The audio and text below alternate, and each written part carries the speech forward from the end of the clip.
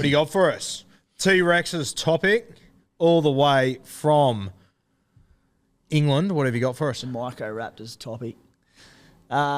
Mate, this week, just a little bit of basic run-home trade planning. Now, I couldn't advise any more. I reckon this will take you probably 10 to 15 minutes, probably closer to 15 minutes, just to set yourself up for the run home, a little trade plan. Now, what I mean by this is essentially work out in 15 minutes what'll save you probably hours and a bunch of headaches in the next 7 weeks. First things first, get a pen and paper, go old-fashioned, typewriter, whatever you want to do. Work out how many trades you've got left. Shouldn't take long because you just have to look at it.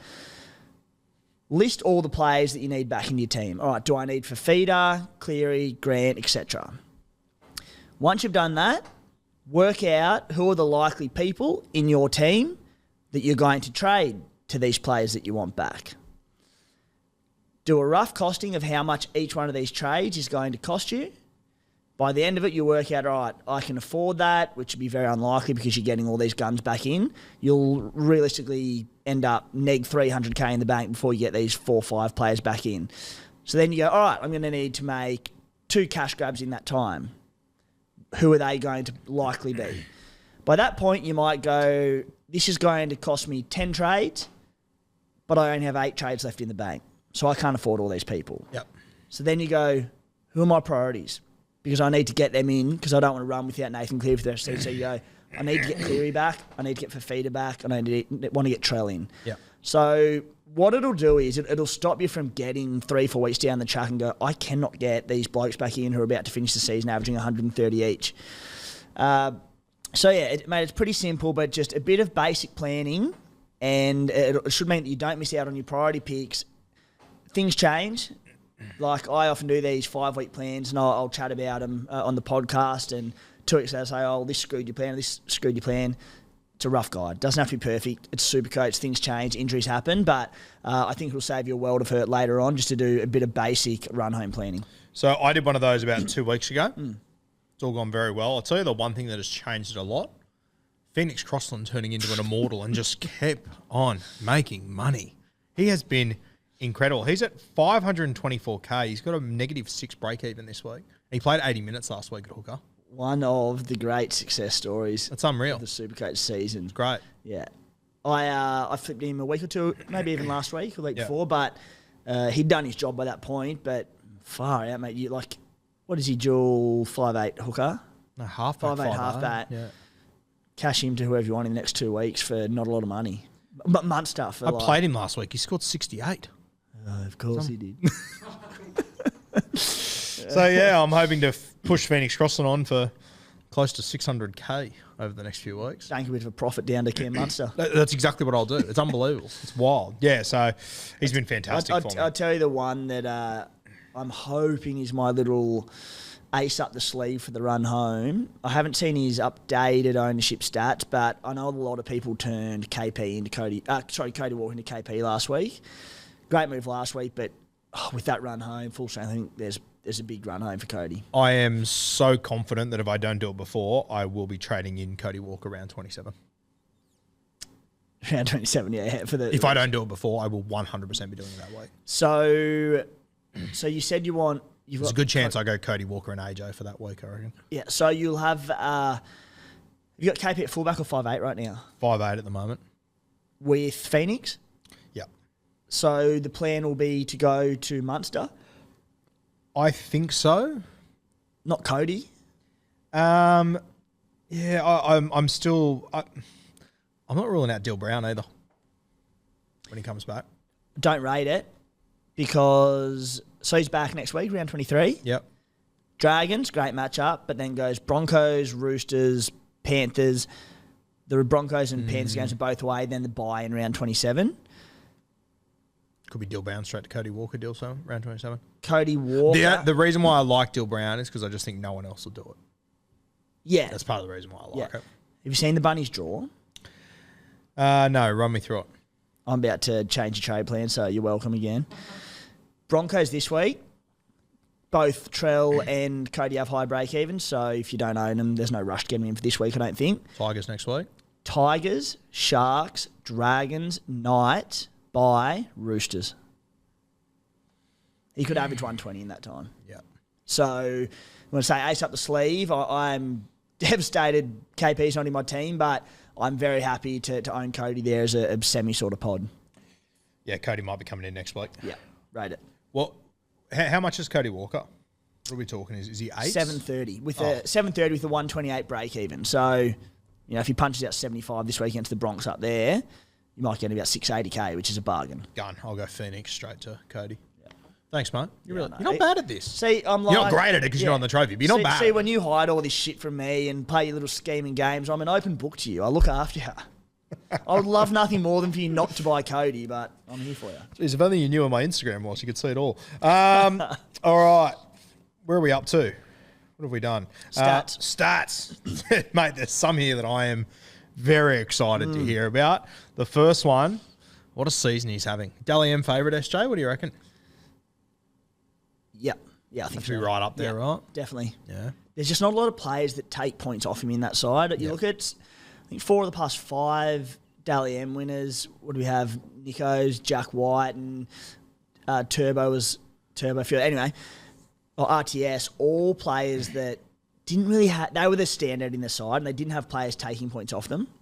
Anyway, SJ is one where every time he carves apart and I'm like, I don't own him and it hurts you a little bit inside. I'm like, I'm so happy to see this. Doesn't even feel bitter. SJ, this one is from Supercoach Guns on Twitter, I saw. So all the chat. Put out some great content. Yeah, good stuff. Yep. Good stats.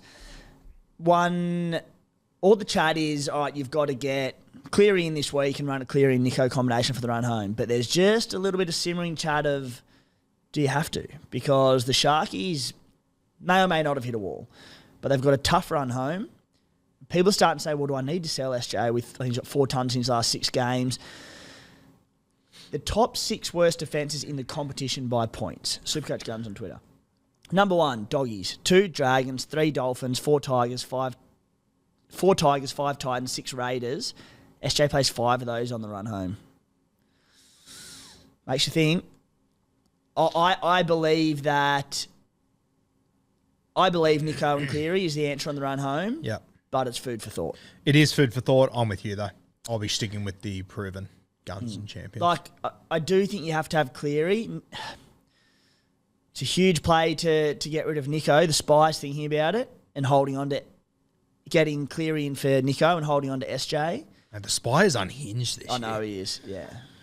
Yeah. He's escaped the asylum. He's going mad. He's loose. So, yeah, as I said, I'm Nico Cleary, but I think particularly if you are low on trades, there's people out there, don't know how it's happened, but with like 3-4 trades, if you're in that position, all right, I get it, because what it also does is it does free up a ton of cash, get going Nico down to Cleary. Not a ton, but a fair bit.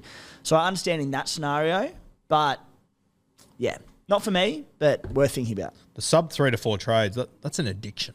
Yeah. Something's gone terribly wrong there. You're running. Your fate is in the hands of the Supercoach gods. Yeah. No thanks. I don't wish you well because no way. Because set up for complete if you've got 3 or 4 trades left, you'd want to be at the top. You would want to be right up there. Talk about the Wizard, Harry Grant.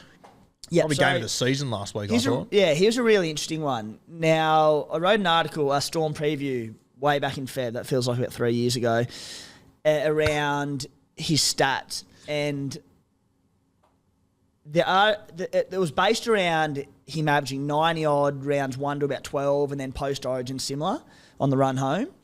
And in the Origin period last season, he averaged 57 points in 7 games. That is taking the game before Origin 1 and the game after Origin 3. So I thought, all right, I'll do the numbers for this year. 68-point average in 6 games.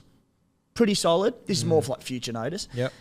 In that time, though, I think, which is significant, he averaged 77 minutes because they didn't have a noted backup number 9. We spoke about that earlier on, that we thought he might continue playing big minutes as a result. In that time, though, he had lows of 34, 34, and 48.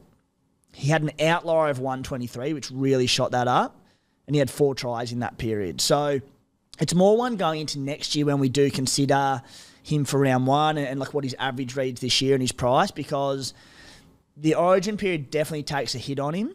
And let's say they do have a more noted or reliable backup hooker next season going into Origin. I do think the case will be to sell him prior to Origin 1. For next season. For next season, yeah. So he's got out of it fine with 68 in 6 games. But as I said, and I know it sounds a bit silly because he did get it, but if you take that 123 out, pretty grim. Yeah. So that saved his average across that period. But, yeah, just worth noting. Next guy, who's Izack takes two to Izack Tago? Is that how it's pronounced? Is he from Penrith? You're running this shit, mate. Izack Tago, tell us about him. Okay, so here's a really good one. Really popular this week. I think it's about 723K. And this one actually is another, you can tell I've been busy doing my research this week. This one's from Matty Broom, an SC player who does a bit of contributing for BBL for us and a really good footy NRL Supercoach as well. Izack Tago.